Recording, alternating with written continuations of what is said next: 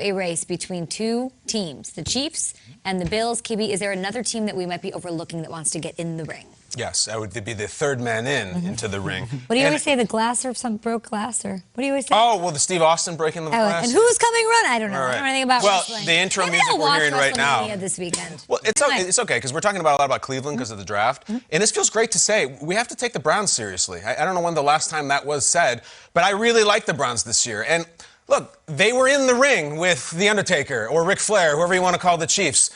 And they're trading suplexes, and they showed up to that game. And this was it was a very strange game, and where there was that massively pivotal play about the pylon. Hollywood Higgins.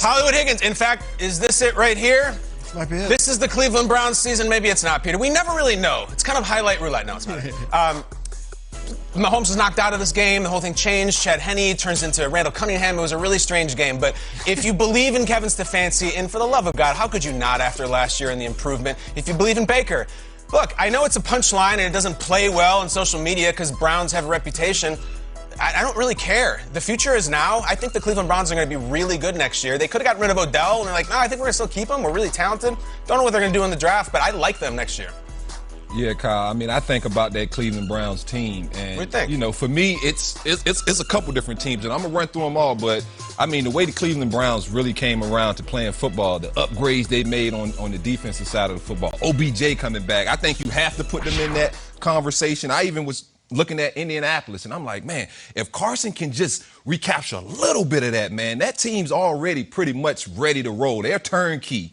You know, Miami, we talked about them a little bit earlier, right? Yeah. What upgrades do they make? We know defensively they can hang with anybody, but can Tua turn that corner? And so, I mean, there's a long list of teams they're going to battle with Buffalo and Kansas Angelo, City. can I ask you something? You've talked a lot this week about Carson Wentz. And we, as a corner, as a defensive player, last year, was he just shook? Did he turn? Did he completely break mentally? Like, because he did not look like himself. What happened to him last year?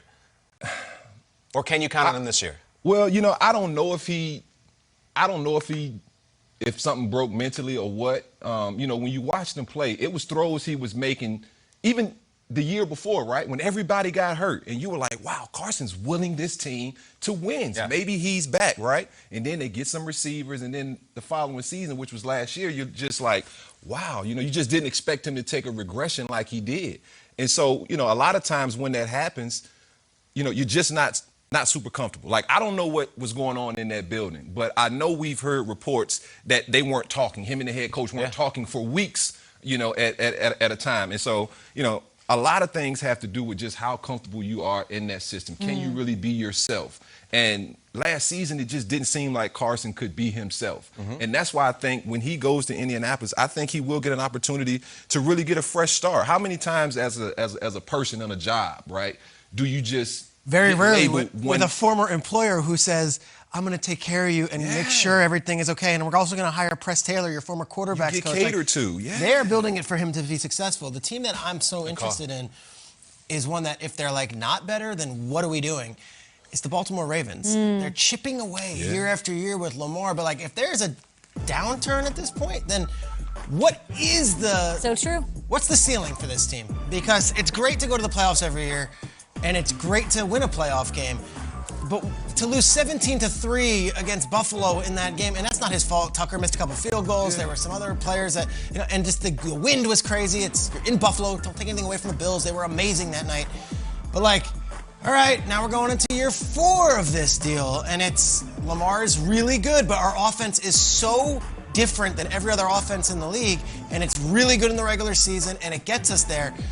But year after year in the playoffs, it comes up short. So I think the Ravens, I think they're going to be improved. I think that Lamar's win over the Titans last year in the playoffs was huge for his confidence. They never do a lot of things, because I keep asking you, what about Baltimore? Because I wanted to see them do more things. Yeah, they're not that team that's going to go out and be crazy in free agency and go and sign 7 receivers. Got to pay to play, though.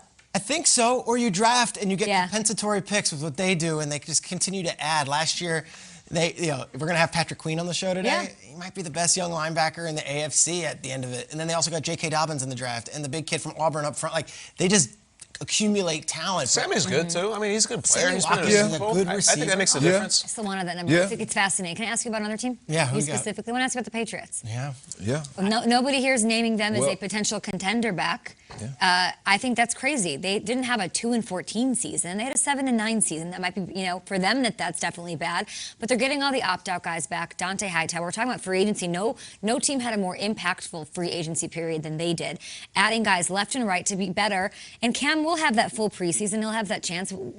The draft is very exciting from a Patriots perspective, but it's not going to take that much for them to go back to being contenders. And I respect the heck out of what New England did in free agency. When the rest of the league would maybe say, well, we'll figure it. They're like, no, we didn't like this feeling. We didn't like being this average team. We're going to spend money.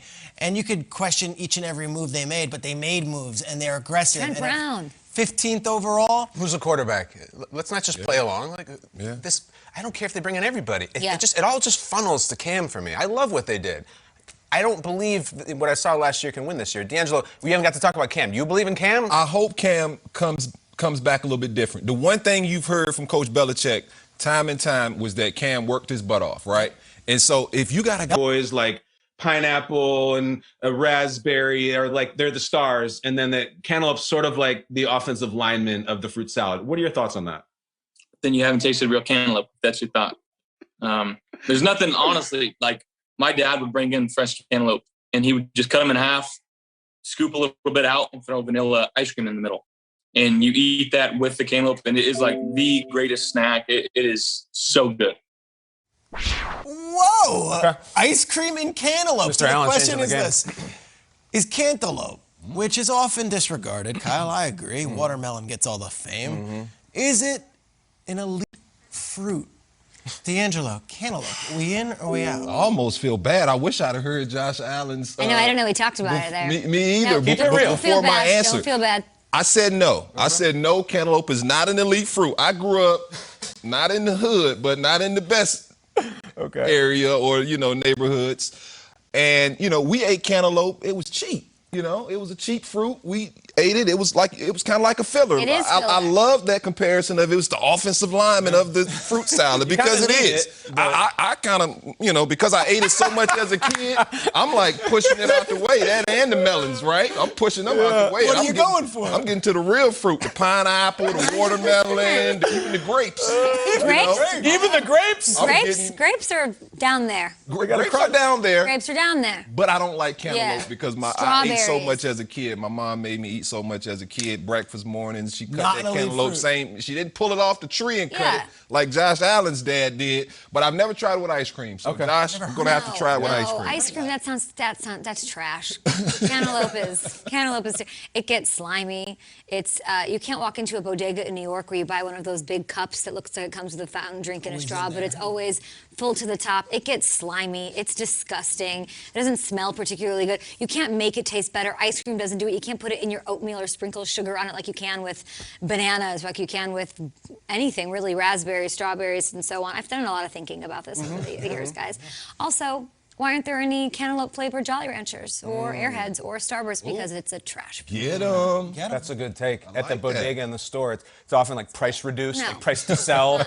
You move in, like they scoop it. Sometimes they got like Slimy. some fragments of green attached to them. Here's the Slimy. thing. You respect the work put in by cantaloupe. Like it's a lunch pail fruit. All right. Like I look at the NFL comp as like a Kevin Mawai or a Hutchinson. Now these are Hall of Famers. Did the work. Had to wait. They did the work. You respect it. Never like gonna strawberry is like LaDainian, just like moonwalking into the Hall of Fame. Yeah. I do really respect it, but I don't love it. And I also would say to Josh, taking a giant-ass scoop of ice cream and put it on a cantaloupe is a little bit of a cheat. It's like you can put ice cream on dog food and it would be good. If you surround it with elite teammates, the ice cream in this situation is the Stephon Diggs. Like you can raise your game, but really how good is the cantaloupe? I think it is a classy fruit. I respect the work ethic, but not a high-end fruit. Not the talent of the blackberry or the fancy, problems off the field raspberry. But I do respect it. Not an elite fruit, but you almost can't play the sport without it. If you got fruit salad and it's nothing but star players, the blueberries, pineapples, raspberries,